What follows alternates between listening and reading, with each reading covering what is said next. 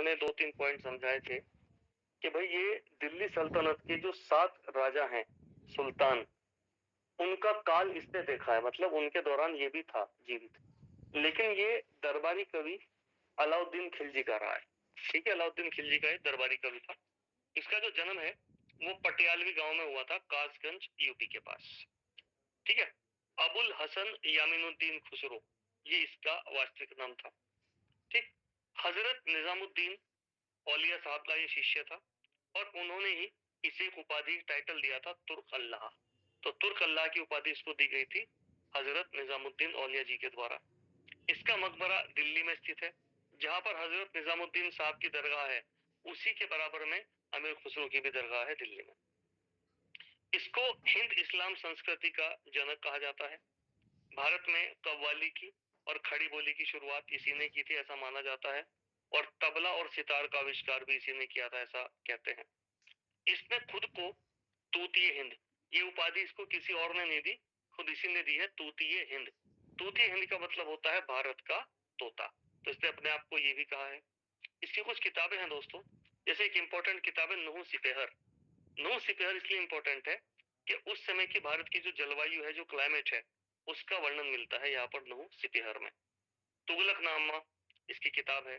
खजाइन उल फुतूह, शिरीन खुशरो, तारीख अलाई, तारीख दिल्ली, आशिका उल अनवर, मिफ्ताह उल फुतूह, ये सारी की सारी किताबें हैं इसकी। एक इसने काव्य शैली, ठीक है, लेखन की शैली डेवलप की थी और उस काव्य शैली को कहा जाता है सबक ए हिंदी। तो फारसी भाषा की काव्य शैली जिसका विकास अमीर खुसरो ने किया था, उसको बोलते हैं सबक ए हिंदी। ठीक है, ध्यान रखना है दोस्तों। जो हजरत निजामुद्दीन साहब औलिया हैं, दिल्ली में जिनकी दरगाह है, उनके बेसिकली 3 शिष्य थे। एक शिष्य तो हमने पढ़ लिया, अमीर खुसरो। दूसरे उनके शिष्य थे अमीर हसन। अमीर हसन को भारत का सादी कहा जाता है, सादी का मतलब बहुत बड़ा लेखक होता है। और इनके तीसरे शिष्य थे नसीरुद्दीन। नसीरुद्दीन की दरगाह भी दिल्ली में है और इन्हें कहा जाता है चिराग ए दिल्ली। तो अभी हम बात करने वाले हैं नंबर 2 पे अमीर हसन की। तो अमीर हसन भी निजामुद्दीन औलिया के शिष्य थे, इनको भारत का सादी कहा जाता है। 2 किताबें इनकी बहुत फेमस है, इंपॉर्टेंट है, फवाद, फवायद उल फुतूह और फवाद उल फवाद। तो दोनों किताबें अमीर हसन की, भारत का सादी, निजामुद्दीन औलिया साहब का शिष्य। अब दोस्तों ध्यान से समझना जो पढ़ाने वाला हूँ, बहुत इंपॉर्टेंट, अलाउद्दीन खिलजी के विजय अभियान। देखो, अलाउद्दीन खिलजी ने दिल्ली सल्तनत में सबसे पहली बार साम्राज्यवाद की शुरुआत करी थी। साम्राज्यवाद का मतलब होता है कि आसपास के क्षेत्रों को हरा के अपने साम्राज्य में मिलाना। इसके पहले भी सुल्तान रहे हैं दिल्ली सल्तनत में, लेकिन उन्होंने इतने बड़े स्तर पे इस प्रकार की कैंपेन नहीं चलाई। इतनी बड़ी कैंपेन, सबको हरा के अपने साम्राज्य में मिलाने का जो काम किया सबसे पहले, वो करता है अलाउद्दीन खिलजी। तो अलाउद्दीन खिलजी के जो विजय अभियान है, इनको जो है हम 2 पार्ट में डिवाइड करके पढ़ते हैं। एक तो जो उत्तर भारत के डायनेस्टीज हैं नॉर्थ इंडिया के, एक तो इसने उनको हराया और नॉर्थ इंडिया को कॉन्कर करने के बाद, जीतने के बाद, फिर जाता है साउथ इंडिया। तो सबसे पहले एक एक करके देखते हैं कि उत्तर भारत के जो विजय अभियान थे कैसे कैसे चले। सबसे पहले दोस्तों आपको पता है कि 1296 में तो ये गद्दी पे ही बैठा था और 1316 तक ये गद्दी पे रहा। ठीक है, तो सबसे पहला जो अभियान इसने किया वो गुजरात के ऊपर अटैक किया, और गुजरात 1297-98 की बात है, उस समय वहां के शासक थे करणदेव वाघेला। ठीक, इसके बाद दूसरा अटैक इसने रणथंभौर पे किया, राजस्थान में, 1301 की बात है, और यहाँ के शासक थे हम्मीर देव। आपको जब मैं राजपूतों का इतिहास पढ़ा रहा था, तो तब आपको जब सिसोदिया वंश पढ़ाया था, तब बताया था हम्मीर देव महाराणा प्रताप से पहले थे। तो इनको भी पराजित किया था इसने 1301 में। और 1303 में इसने चित्तौड़ पे अटैक किया, और जो आप कहानी पढ़ते हो पद्मावती की, वो राणा रतन सिंह की पत्नी थी। ये पूरा का पूरा वही सिनेरियो है। तो सबसे पहले गुजरात को, उसके बाद रणथंभौर को, और उसके बाद चित्तौड़ को, और फिर दोस्तों मालवा। मालवा वर्तमान मध्य प्रदेश के आसपास में ही पड़ता है। फिर 1305 में इसने उसको जीता। तो ये बड़े बड़े डायनेस्टीज थे नॉर्थ इंडिया के, इन सबको इसने क्या है जो आपका पराजित किया। इसके बाद दोस्तों आप देखो, एक एक करके पढ़ सकते हो। फिर ये मूव करता है दक्षिण भारत, ठीक है, साउथ इंडिया में। तो दक्षिण भारत में जो विजय अभियान थे, उनका जो नेतृत्व था वो किया था मलिक काफूर ने। मलिक काफूर इसका एक सेनापति था जिसे 1000 दिनारी कहा जाता है। 1000 दिनारी इसलिए कहा जाता है कि इसको 1000 दिनार में खरीदा था इसने, ठीक, इसलिए 1000 दिनारी दाम पड़ गया मलिक काफूर का। तो सबसे पहले इसने जो साउथ इंडिया में आक्रमण किया तो देवगिरी पे आक्रमण किया। देवगिरी यहाँ पर कहीं हुआ करता था, ठीक है, महाराष्ट्र में।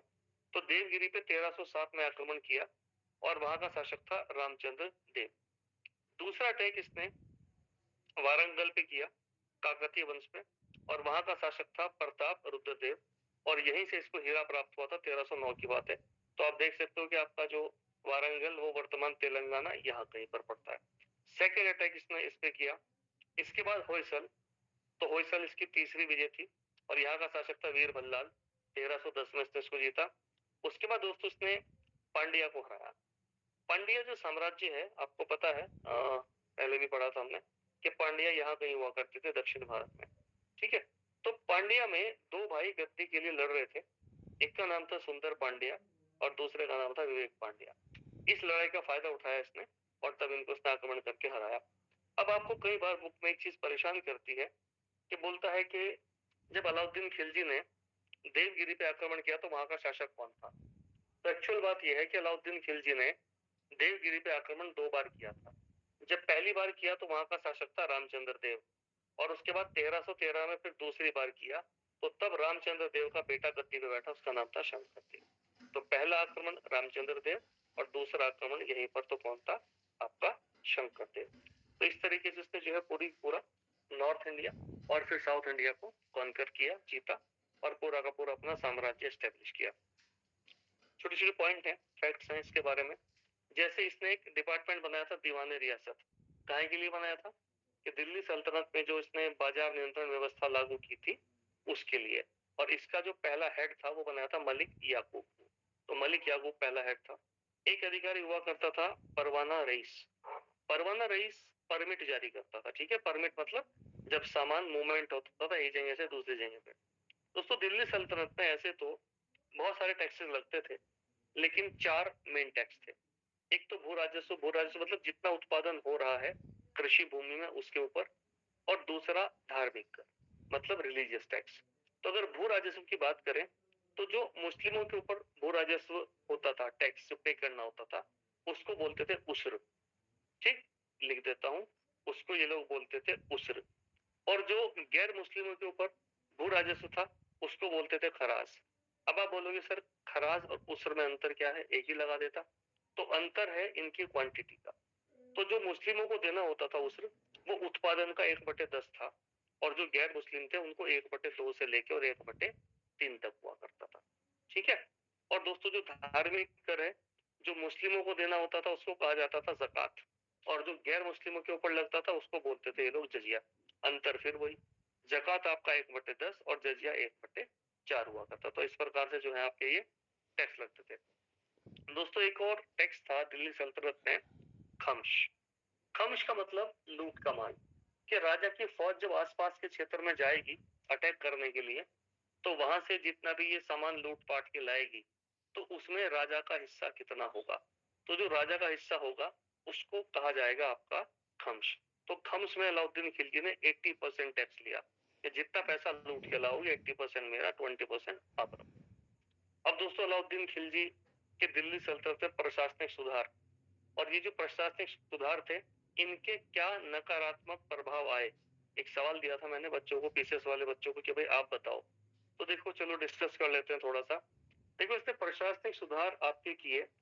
एक तो इसने बाजार नियंत्रण प्रणाली लागू की और इक्ता प्रथा को समाप्त किया।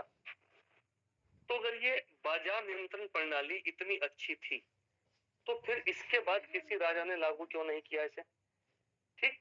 और आपसे पूछेंगे क्या ये सफल रही, तो हाँ बिल्कुल सफल रही, ठीक। तो सफल रहने के बाद भी इसको बाकी किसी भी राजा ने इंप्लीमेंट क्यों नहीं किया। तो देखो आपको बात समझनी पड़ेगी। कोई भी किसान होगा तो जब उसको फायदा होगा तो तभी तो वो खेती करेगा। इसने 1/2 तो लगा दिया टैक्स, तो जितने उसके बेचारे को प्रॉफिट होता था वो तो सारा चला जाता था टैक्स में। तो किसानों ने क्या किया, खेती कर दी, कम कर दी। और जब खेती करनी कम कर दी तो खेती के ऊपर इसका नेगेटिव प्रभाव या नेगेटिव इम्पैक्ट आया। तो कुल मिला के जो कृषि थी उसमें भी गिरावट आई। दूसरा, जब आपने कीमतें डिसाइड कर दी कि कोई भी चीज इतनी कीमत पे बेचोगे और वो बहुत कम है, तो व्यापारियों को प्रॉफिट नहीं होगा। तो जब व्यापारियों को प्रॉफिट नहीं होगा तो व्यापार में रुचि नहीं दिखाएंगे, और व्यापार में इंटरेस्ट नहीं लेंगे तो व्यापार भी क्या हो जाएगा आपका, डाउन। तो इसी के ऊपर जो जियाउद्दीन बर्नी एक इतिहासकार रहे हैं बहुत बड़े, उन्होंने एक लाइन लिखी है। उन्होंने कहा कि सुना है बाजार में 1 टके का ऊंट बिक रहा है। सुना है बाजार में 1 टके का ऊंट बिक रहा है, लेकिन उसको खरीदने वाला कोई भी व्यक्ति बाजार में नहीं है। तो सस्ती तो है चीजें, लेकिन उसके बाद भी खरीदार बाजार में कोई नहीं है। तो अब ये बताइए कि इस चीज के सफल तो हुई है, बाजार नियंत्रण व्यवस्था पूरी तरीके से सफल थी, लेकिन इसके अर्थव्यवस्था के ऊपर पॉजिटिव इंपैक्ट आए कि नेगेटिव? बोलो। नेगेटिव। नेगेटिव आए भी है। ठीक है, नेगेटिव इंपैक्ट आए। तो इसी वजह से अगर आपसे सवाल पूछे कि बताइए क्या अलाउद्दीन खिलजी की बाजार नियंत्रण प्रणाली सफल थी, तो आप बोलोगे बिल्कुल सफल तो है ही ना। सफल का मतलब जो उसने चाहा वो तो कर ही दिया। लेकिन अगर उसके पूछे कि प्रभाव कैसे थे, तो प्रभाव कैसे आए उसके, नकारात्मक। ठीक है, अब देखो इसका प्रभाव को समाप्त कर दिया। तो ये इस तरीके से आपको मेंस में और कुछ नहीं, जो चीजें आपको बता रहा हूँ बस यही सब काम तो लिखना है आपके। ठीक, चलिए जी। अब दोस्तों ये गया गद्दी से, और गद्दी के बाद इसका जो बेटा था मुबारक खिलजी, ये गद्दी पे बैठता है। ये थोड़ा सा अलग ही लेवल का आदमी था। अब सुल्तान की उपाधि दिया करता था खलीफा। तो खलीफा किसी भी सुल्तान को सुल्तान की उपाधि देगा तो वो अपने आप के नाम के सामने सुल्तान लगा सकता है। इसने भाई साहब ने खलीफा की उपाधि धारण कर ली। इसने कहा जो सुल्तान की उपाधि दे रहा खलीफा मैं ही हूँ। तो खलीफा की उपाधि धारण करने वाला दिल्ली सल्तनत का एकमात्र सुल्तान मुबारक खिलजी। दूसरा, नग्न व्यक्तियों की संगत पसंद थी। कई बार दरबार में निर्वस्त्र होकर आ जाता था। ठीक है, दरबारी जो इसके थे उनको निर्वस्त्र करके उनकी दौड़ लगवा देता था। पता नहीं अजीब ही किस्म का आदमी था। जब इस प्रकार का आदमी गद्दी पे बैठेगा अयोग्य शासक, तो फिर तो सत्यानाश ही होगा। तब क्या होता है कि एक भारतीय व्यक्ति, ठीक है, और वो नाम था खुसरो शाह। खुसरो शाह के बारे में याद रखना, ये हिंदू था, और हिंदू के बाद इसने अपना धर्म परिवर्तन किया था, मुस्लिम बना था, और इसने नाम रखा खुसरो शाह। तो खुसरो शाह ने अलाउद्दीन खिलजी की हत्या करी, और हत्या करके गद्दी पे बैठा। तो दोस्तों एक तो पहली बात तो ये कि ये गद्दी पे बैठने वाला प्रथम हिंदू शासक था। वो अलग बात है कि जब गद्दी पे बैठा तो मुस्लिम था, लेकिन आप ये भी कह सकते हो कि गद्दी पे बैठने वाला एकमात्र भारतीय शासक दिल्ली सल्तनत में वो यही है, क्योंकि बाकी सारे तो तुर्क हैं या अफगानी है। तो भारतीय शासक केवल यही है जो गद्दी पे बैठा। तो जब ये गद्दी पे बैठा तो इससे भाई वहां के जो लोग थे वो नाराज होंगे। तो फिर एक व्यक्ति आया गाजी मलिक, जो सीमाओं की सेवा करता था बॉर्डर पे अलाउद्दीन खिलजी के काल में। उसने इसकी हत्या करी, और हत्या करके एक नया वंश बना दिया, तुगलक वंश। तो जी खिलजी वंश भी 1320 में समाप्त हो जाता है, और उसके बाद अगला वंश आता है तुगलक वंश, तुगलक डायनेस्टी। तुगलक वंश 1320 से लेके और 1414 तक रहता है। ठीक, स्थापना करता है गाजी मलिक, लेकिन गद्दी पे बैठता है गयासुद्दीन तुगलक के नाम से। ठीक है, वैसे गाजी मलिक जो है एक पद था, डेजिग्नेशन था, इसका वास्तविक नाम था गयासुद्दीन तुगलक। 1320 से लेके और 25 तक ये गद्दी पे रहा। क्या क्या इसने काम करे जरा देख लेते हैं। दोस्तों दिल्ली सल्तनत में, दिल्ली सल्तनत की बात कर रहा हूँ, सिंचाई के लिए सबसे पहले नहरों का निर्माण इसी व्यक्ति ने शुरू कराया था। फिर इसको आगे जाके एक नेक्स्ट लेवल पे लेके गया फिरोज शाह तुगलक, बट शुरुआत इसने कराई। इसने दिल्ली में तुगलकाबाद एक नगर बसाया, दिल्ली में 56 कोट का किला बसाया। ठीक है, और बहुत ही शांति प्रिय शासक था। ठीक है, मतलब प्यार मोहब्बत से रहता था, ना तो दूसरों को परेशान करता था ना अटैक करता था। तो इसकी जो नीति थी शासन करने की, उसको जियाउद्दीन बर्नी ने नाम दिया है रस्म मियान। रस्म मियान का मतलब होता है शांति की नीति। तो रस्म मियान जो है आपका शांति की नीति, इसके गवर्नेंस को कहा है जियाउद्दीन बर्नी ने। लेकिन दोस्तों एक दिक्कत आती है, इसका एक भतीजा था, और जो भतीजे का नाम था जूना खां। यही जूना खां आगे जाके गद्दी पे बैठेगा एमबीटी, मोहम्मद बिन तुगलक के नाम से। तो जो जूना खां था बहुत ज्यादा विद्वान व्यक्ति था, पढ़ा लिखा व्यक्ति था। तो जो निजामुद्दीन औलिया साहब थे, ठीक है, हजरत निजामुद्दीन औलिया दिल्ली में जिनके दरगाह है, तो इनका एक शिष्य था ये, लगातार इनके पास जाता था, उठता था, बैठता था। ये बात इसको पसंद नहीं थी। ठीक है, ये बात जो है इसके चाचा को पसंद नहीं थी, गयासुद्दीन तुगलक को। तो इसने कई बार कहा भी कि भाई इससे मिलना जुलना बंद कर दो, आप इसको अपने प्रभाव में मत रखो। ठीक है, और इस बात को लेकर इनके काफी मतभेद रहे। तो एक बार जो है ये किसी विजय अभियान के ऊपर गया हुआ था गयासुद्दीन तुगलक। तो वही विजय अभियान में इसको सूचना मिली कि भैया जो जूना खां है आपका भतीजा, वो लगातार निजामुद्दीन औलिया साहब के पास जा रहा है।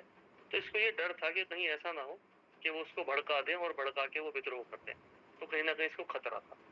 तो तब इसने वहीं से एक पैगाम भिजवाया निजामुद्दीन औलिया साहब के पास कि उनको बोलना कि मेरे दिल्ली आने से पहले वो दिल्ली छोड़ दें, नहीं तो अच्छा नहीं होगा। तो निजामुद्दीन औलिया साहब ने फिर इसको वापस मैसेज भिजवाया कि सुल्तान से कहना दिल्ली अभी दूर है, कि अभी दिल्ली जो है वो दूर है। तो उसके बाद ये जो सुल्तान था गयासुद्दीन तुगलक, ये रास्ते में जीत के आ रहा था। तो इसके स्वागत के लिए बीच में ही एक लकड़ी का महल बनवाया। किसने बनवाया? मोहम्मद बिन तुगलक ने। रात को वो महल गिर गया और गिरने के बाद उसके नीचे दब के इसकी क्या हो गई? मृत्यु। तो हो सकता है दोस्तों षड्यंत्र, हो सकता है थोड़ी सी ये रूहानी बात, ठीक है, आपके निजामुद्दीन औलिया साहब की, क्योंकि इसको पहले से डर कि तेरे खिलाफ षड्यंत्र हो सकता है। तो कुल मिला के इस तरीके से गयासुद्दीन तुगलक की डेथ हो जाती है और इसके बाद गद्दी पे वही बैठता है, ठीक है, जिसका इसको डर था, MBG मोहम्मद बिन तुगलक। 1325 से लेकर 1351 तक ये गद्दी पर रहा। इसका बचपन का नाम था जूना खां और दुनिया का खान इसको कहा जाता है। दोस्तों एक अंग्रेज था और वो जहांगीर के शासन काल में भारत आया था, उसका नाम था कैप्टन हॉकिंस। तो जब जहांगीर से आके मिला तो मिलने का मेन कारण था कि भाई हम भारत में अपनी फैक्ट्री लगाना चाहते हैं, हमें परमिशन दे दो फैक्ट्री लगाने। तो जहांगीर ने इसको फैक्ट्री लगाने की परमिशन तो नहीं दी थी, इसको एक उपाधि दी थी, इंग्लिश खान की उपाधि, और 400 का मनसब दिया था। तो इंग्लिश खान अगर आपसे पूछ ले किसकी उपाधि, कैप्टन हॉकिंस, आगे जाके पढ़ेंगे जब ब्रिटिशर्स पढ़ेंगे। बहरहाल बात करते हैं MBT मोहम्मद बिन तुगलक की। मोहम्मद बिन तुगलक को पागल बादशाह, wisest of fool, mixture of opposition, ये सब कहा जाता है। क्यों दोस्तों? मेन बात क्या है, जब आदमी कोई बहुत ज्यादा पढ़ लिख जाता है तो उसका चीजों को देखने का नजरिया कुछ और हो जाता है। ठीक है, मैं पर्सनली इस बात को मैंने रियलाइज करा है कि जब आप बहुत ज्यादा किसी सब्जेक्ट को पढ़ लेते हो और बहुत ज्यादा स्टडी जब आप कर लेते हो तो होता क्या है कि आपका जो लेवल है वो सामान्य लोगों से ऊपर उठ जाता है। सामान्य लोग चीजों को किसी और नजरिए से देखते हैं और आप किसी और नजरिए से देखते हो, तो फिर क्या होता है? विचारों का टकराव होता है और वही विचारों का टकराव जो है मतभेद पैदा करता है। जैसे कोई IIT का प्रोफेसर है, आप IIT के प्रोफेसर से मिलो तो उसकी दिनचर्या बिल्कुल अलग, उसका रहन सहन, उठना बैठना सब अलग होगा, वो बिल्कुल अलग तरीके से सोचता होगा। जैसे आप उसको बोलोगे कि भाई ये चीज खा लो आप, चाट पकौड़ी, तो 70 उसमें टेक निकाल देगा, अरे तो नुकसान दे देगी, इसमें तो ये केमिकल जनरेट होगा, ऐसे डैमेज कर सकता है, अलग तरीके से सोचेगा। अगर आपको कोई बच्चा पढ़ रहा है, उसके नंबर कम आ गए, तो अलग तरीके से सोचेगा वो। लेकिन एक जो सामान्य आदमी होगा वो अलग तरीके से सोचेगा। तो दोस्तों ये बहुत ज्यादा पढ़ा लिखा व्यक्ति था और दिल्ली सल्तनत में जितने भी सुल्तान हुए उनमें सबसे ज्यादा पढ़ा लिखा यही था। बहुत सारी भाषाओं का ज्ञान था इसको, बहुत बड़ा स्कॉलर था। तो इसका जो लेवल है बहुत ज्यादा एडवांस लेवल था। लेकिन जो जनता है वो जनता तो वही अंगूठा टेक डेचू डेचू वाली। तो जो सुल्तान है वो तो प्लानिंग कर रहा है कि हाँ ये करूंगा वो करूंगा, लेकिन जनता है गधे। अब जब जनता उसको इम्प्लीमेंट नहीं करेगी तो जनता इसको क्या बोलेगी? इसको बोलेगी पागल बादशाह। तो पागल ये नहीं है, पागल है जनता जो इसके स्टेप को समझ नहीं पा रही है। अभी आपको बताऊंगा कैसे। दोस्तों दिल्ली सल्तनत का सबसे ज्यादा एजुकेटेड व्यक्ति था, धर्मनिरपेक्षता की नीति इसने लागू करी सबसे पहले। ठीक है, जो हिंदू धर्म के त्योहार होते थे, होली दीपावली, उन सब में पार्टिसिपेट करता था, इवन होली भी खेलता था जाके। ठीक है, अजमेर शरीफ दरगाह पे जाने वाला ये दिल्ली सल्तनत का पहला सुल्तान था। इसने एक चांदी का सिक्का चलाया था अदली, और एक सोने का सिक्का चलाया दिनार। ठीक है, इसने 2 नगर बसाए, आदिलाबाद का नगर और एक आदिलाबाद का किला बनवाया, सॉरी जहांपनाह नगर और आदिलाबाद का किला, जिसने आपका MBT ने। लेकिन दोस्तों इसके काल में सबसे ज्यादा विद्रोह हुए। विद्रोह होने का फिर वही कारण आप समझ जाओगे बात को, कि राजा जो है अपनी पॉलिसीज को एडवांस करना चाह रहा है, नए नए कानून ला रहा है, नए लेवल पे लेके जाना चाह रहा है, जनता स्वीकार नहीं कर रही है। और जब जनता स्वीकार नहीं कर रही है तो फिर जनता विद्रोह कर रही है। तो इसके शासन काल में सबसे ज्यादा आंतरिक विद्रोह हुए। इसी वजह से इसने क्या किया दोस्तों, खुन्नस निकालने के लिए जो 2 आब का क्षेत्र था वहां पर भू राजस्व बढ़ा के 1/2 कर दिया। तो जो भू राजस्व की दर इसने बढ़ा के 1/2 की थी, उसका मेन कारण यही था कि जो लोग विद्रोह कर रहे थे उन विद्रोहियों को पनिश करने के लिए काम किया था इसने। लेकिन अलाउद्दीन खिलजी और इसमें क्या अंतर है? अलाउद्दीन खिलजी ने ओवरऑल भू राजस्व को 1/2 किया था और इसने केवल 2 आब क्षेत्र, 2 आब मतलब 2 नदियों के बीच के क्षेत्र को बढ़ा के किया था 1/2। तो आई होप आपको याद होगा। इसके शासनकाल में एक विदेशी यात्री दिल्ली आया था, उसका नाम था इब्न बतूता, मोरक्को का निवासी था। अपने भारत के अनुभव के ऊपर इसने एक अरबी भाषा में किताब लिखी और किताब का नाम है रहला। रहला का जो मतलब होता है, जो मीनिंग होता है, वो होता है सफरनामा। तो सफरनामा इसका मतलब है रहला का, ठीक है। अब दोस्तों इसने इस किताब में क्या क्या चीजें बताई, बहुत इंपॉर्टेंट, क्योंकि इन किताबों से तो हमें पता चलता है कि दिल्ली उस समय कैसा रहा होगा। तो ये बोलता है कि भाई ये दिल्ली जो है उस समय की दुनिया की सबसे बड़ी मंडी है, सबसे बड़ी मार्केट है। कहता है कि जितने भी देशों में मैं गया हूँ और जितने भी मार्केट मैंने देखे हैं, तो दिल्ली से बड़ी मार्केट मैंने दुनिया में कोई नहीं देखी। तो दिल्ली को उस समय की ये दुनिया की सबसे बड़ी मार्केट बताता है। दूसरा, दिल्ली सल्तनत का जो पोस्ट सिस्टम था, पोस्ट ऑफिस, डाक व्यवस्था, उसकी वर्णन करता है। तो दिल्ली सल्तनत की डाक व्यवस्था का वर्णन हमें इसी से मिलता है। अब देखो डाक व्यवस्था कितनी इंपॉर्टेंट थी उस समय दिल्ली सल्तनत की। दोस्तों 2 प्रकार की डाक व्यवस्था होती थी, एक तो उलूक और दूसरी दावा। उलूक का मतलब जो डाक घोड़े से भेजी जाती थी, हॉर्स से, और दावा का मतलब जो पैदल। अगर सामान्य व्यक्ति आपसे पूछ ले कि बताइए इनमें फास्ट कौन सी होगी, तो हर व्यक्ति करके आएगा कि भाई जो घोड़े वाली है वो फास्ट होगी, जबकि आंसर बिल्कुल इसका उल्टा है, फास्ट थी आपकी पैदल वाली। कैसे समझना है दोस्तों? देखो कितना एडवांस सिस्टम था। हर 5-5 किलोमीटर पे इन्होंने चौकियां बना रखी थी। जैसे भारत से लेके अफगानिस्तान तक हर 5-5 किलोमीटर पे क्या है, चौकियां। एक व्यक्ति यहाँ से डाक लेके दौड़ेगा दूसरी पोस्ट तक 5 किलोमीटर और फिर वापस आ जाएगा इधर। तो 5 और 5 10। यहाँ पर अगला आदमी तैयार खड़ा रहेगा, जैसी डाक आएगी इसको लेके दौड़ेगा आगे, और इधर से फिर वापस इधर, फिर इधर से इधर और इधर से इधर, इधर से इधर, इधर। तो एक आदमी कितना दौड़ रहा है? केवल 10 किलोमीटर। तो हो सकता है दिन में जो एक आदमी है वो मैक्सिमम आपका 20 किलोमीटर दौड़ता हो, ठीक है। और 20 किलोमीटर दौड़ने के बाद लेकिन रोज काम हो रहा है। लेकिन जो घोड़े वाला सिस्टम है वो कभी 15 दिन में, 20 दिन में एक बार चलती थी। लेकिन आप ये समझ लो कि एक आदमी 5 किलोमीटर बहुत ज्यादा कितनी देर में दौड़ जाएगा, धावक जो होगा। तो 5 किलोमीटर मेरे हिसाब से बहुत ज्यादा अगर अच्छी स्पीड होगी तो शायद 25 मिनट में। तो अब आप देख लो 25 मिनट में 5 किलोमीटर जा रही है, तो 50 मिनट में कितनी आपकी 10 किलोमीटर, और 1 घंटे में मोटा मोटा अगर आप मान लो तो 15 किलोमीटर पहुंच जा रही है। तो अगर 15 किलोमीटर 1 घंटे में जा रही है तो जरा एक दिन में देख लो 24 गुणा 15, तो 15 चौका 60 और 15 दूनी 30 और 6 36, एक दिन में 360 किलोमीटर। 360 किलोमीटर का मतलब कि यहाँ से रुड़की से अगर मैं बात करूं तो दिल्ली पड़ता है 175 किलोमीटर। तो 24 घंटे में दिल्ली जाके और फिर वहां से वापस आ जाती थी। अब आप बताओ क्या आज की डेट में दिल्ली से एक दिन में डाक आ सकती है? नहीं, ठीक है। आप पहले वहां से पोस्ट करोगे, फिर वो आपके कुरियर वाले के पास जाएगी, फिर कुरियर वाला उसको देगा अपने ऑफिस में, ऑफिस से पोस्ट, तो कम से कम आज भी 2 दिन लगते हैं। और आप देख लो अगर दिल्ली से मंगानी हो तो उस समय केवल 12 घंटे में आ सकती है, ठीक है। कितने घंटे में? आपका 12 घंटे, 12 घंटे से भी कम में। तो इसीलिए जो है जो पोस्ट ऑफिस सिस्टम था दिल्ली सल्तनत का, वो दावा वाला, पैदल वाला सबसे तेज था, फास्ट था। समझ आया ये? जी भैया। चलिए, इसको इब्न बतूता को इसने दिल्ली का काजी अपॉइंट किया था, काजी नियुक्त किया था। काजी उस समय का सबसे बड़ा न्यायाधीश होता था, जो जज होता था, जो न्याय के काम करता था, विवादों को सुलटाता था। तो इसने इसको दिल्ली का काजी अपॉइंट किया था, ठीक है। इसी के शासन काल में एमबीटी के 2 नए स्वतंत्र राज्य बने। स्वतंत्र राज्यों का मतलब जिन्होंने अपने आप को दिल्ली सल्तनत से अलग करके अपना अलग राज्य स्थापित किया। एक तो विजयनगर साम्राज्य और दूसरा बहमनी साम्राज्य। बहमनी साम्राज्य की स्थापना 1347 में हसन गंगू करता है और विजयनगर साम्राज्य की स्थापना 1336 में हरिहर और बुक्का, ये 2 भाई करते हैं। जब आगे जाके आपको इनके बारे में पढ़ाऊंगा तो इनके बारे में बहुत डिटेल बात करेंगे। लेकिन बहरहाल इन दोनों साम्राज्य की स्थापना एमबीटी मोहम्मद बिन तुगलक के शासनकाल में होती है।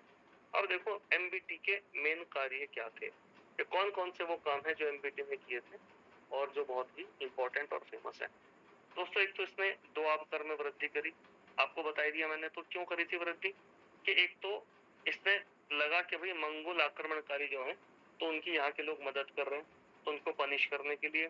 दूसरा जो विद्रोह लगातार हो रहे थे तो उनको पनिश करने के लिए। दूसरा लगान में थोड़ा सा कम वसूली हो रही थी, लोग टैक्स पे नहीं कर रहे थे, तो इन सब चीजों की वजह से इसने क्या कर दिया, आपका टैक्स को बढ़ा के 1/2 कर दिया। लेकिन ओवरऑल नहीं किया, केवल 2 आपके क्षेत्र में किया। अब दोस्तों ठीक है, इसकी बात सही थी, पनिश भी करना चाहिए, रेवेन्यू भी आना चाहिए, लेकिन अगला आदमी ये तो देख ले किस टाइम पे कर रहा है। तो जब इसने इसको लागू किया तो तब वहां पे अकाल पड़ा हुआ था, ड्रॉट। तो ड्रॉट के टाइम पे टैक्स बढ़ा, इस वजह से जनता जो है ऑलरेडी से क्या हो गई, बहुत परेशान हो गई। लेकिन ऐसा नहीं है कि बेवकूफ आदमी था, इसने कहा भी ठीक है, अगर हम किसानों से टैक्स वसूल कर रहे हैं तो फिर किसानों को जब आर्थिक प्रॉब्लम आएगी, इकोनॉमिक क्राइसिस आएगा, तब उनकी हेल्प भी तो करनी चाहिए। तो किसानों को लोन देने के लिए इसने एक डिपार्टमेंट बनाया, अमीर कोई। तो अमीर कोई डिपार्टमेंट की स्थापना एनबीटी ने करी थी, और काहे के लिए करी थी स्थापना, किसानों को ऋण या लोन देने के लिए। दूसरा इसका जो काम था वो था राजधानी परिवर्तन। ये अपनी राजधानी जो है दिल्ली से दौलताबाद लेके गया था। अभी आपको बताया मैंने, दिल्ली कहाँ पर पड़ता है, नॉर्थ इंडिया में, और दौलताबाद पड़ता है बिल्कुल सेंटर में इंडिया के। तो दौलताबाद राजधानी लेके जाने का मेन कारण क्या था कि भाई यहाँ पे अगर मैं नॉर्थ में बैठूंगा तो साउथ इंडिया को कैसे कंट्रोल करूंगा। तो नॉर्थ और साउथ अगर दोनों को कंट्रोल करना है तो राजधानी बिल्कुल बीच में होनी चाहिए, और तब कंट्रोल कर पाएंगे। तो बात तो बिल्कुल ठीक है बंदे की, ठीक है। लेकिन अब क्या हुआ कि यहाँ से जब ये जनता को लेके गया दौलताबाद में, ठीक है, महाराष्ट्र में पड़ता है वर्तमान में, तो यार वहां का क्लाइमेट अलग है, वहां का खान पान अलग है, ठीक है, और घर से बहुत दूर भी है। ऐसा तो है नहीं, तब हेलीकॉप्टर था, बैठे हुए एकदम से पहुंच गए, टाइम लगता था। तो जितने लोग यहाँ से इसने शिफ्ट किए दिल्ली से दौलताबाद में, तो आधे तो बेचारे रास्ते में ही बीमार हो गए, और जो बचे हुए थे फिर वहां पे जाके खान पान, क्लाइमेट, अपने घर वालों से दूर, उस वजह से बीमार पड़ गए। तो फिर फाइनली इसको क्या करना पड़ा, राजधानी वापस दौलताबाद से दिल्ली लानी पड़ी, ठीक है। तीसरा जो इसका काम था दोस्तों, इसने सांकेतिक मुद्रा चलाई। सांकेतिक मुद्रा का मतलब पहले क्या होता था, अगर सपोज करो कोई गोल्ड कॉइन है और वो 100 रुपए का है, फॉर एग्जाम्पल मान लो, तो वो 100 रुपए का इसलिए है कि उसमें 100 रुपए के बराबर सोना लगा हुआ है। जो सोना उस सिक्के में लगा हुआ है वो सिक्के की वैल्यू 100 रुपए की। अगर चांदी तो उतनी चांदी लगाएंगे, सोना तो सोना। इसने कहा यार आर्थिक क्राइसिस तो पहले से ही है और तुम सोना लगा रहे हो सिक्कों में, जबकि सोने से तो और काम कर सकते हैं, परचेज कर सकते हैं चीजें। तो इसने कहा इस चीज को खत्म करो, एक सिक्का बनाओ तांबे का, ठीक है, और आपका पीतल का, और इसके ऊपर लिख दो 10 रुपए, और ये 10 रुपए में चलेगा, नीचे आप राजा की मोहर लगवा दो सिस्टम, ओके हो गई बात। तो बात तो ठीक है यार इसकी। और इसके पहले जो एक्सपेरिमेंट है आपके चीन में और ईरान में सक्सेसफुल भी हो चुके थे। चीन में ऑलरेडी ये चीजें चल रही थी और सफल भी हो गई थी, तो उसी चीज को इसने यहाँ पर कॉपी कर दिया। तो बताओ राजा तो गलत थोड़ी था। वर्तमान में भी तो यही चल रहा है, जो हमारा 2000 रुपए का नोट है, या 2000 में 2000 रुपए का सोना लगा हुआ है, वो भारत सरकार की गारंटी है कि वो 2000 रुपए का नोट है और उसको हर व्यक्ति को स्वीकार करना पड़ेगा विद द टेरिटरी। और अगर कोई स्वीकार नहीं करता है तो उसके खिलाफ कानूनी कार्रवाई की जाएगी, ठीक है दोस्तों। अब क्या हुआ कि इसने तांबे और पीतल के ऐसे सिक्के लॉन्च कर दिए मिक्सचर के। अब तांबा और पीतल तो इजीली अवेलेबल है, तो लोगों ने क्या करा, तांबा पीतल मिक्स करा और घर घर में सिक्के छापने शुरू कर दिए। तो जब घर घर में सिक्के बनाने शुरू कर दिए तो बाजार में नकली सिक्कों की बाढ़ आ गई। तो जब नकली सिक्कों की बाढ़ आ गई तो पूरी की पूरी इकोनॉमी क्या हो गई आपकी, क्रैश। अब इसका भी क्या करें, नकली सिक्के मार्केट में आ गए। तो तब इसने फिर जनता को ऑफर दिया कि कोई बात नहीं, जो आदमी जितने भी वजन के नकली सिक्के लाके देगा, हम उसको उतने ही वजन के बराबर चांदी तौल के देंगे, सिल्वर। गोल्ड तो कहां से देता बेचारा।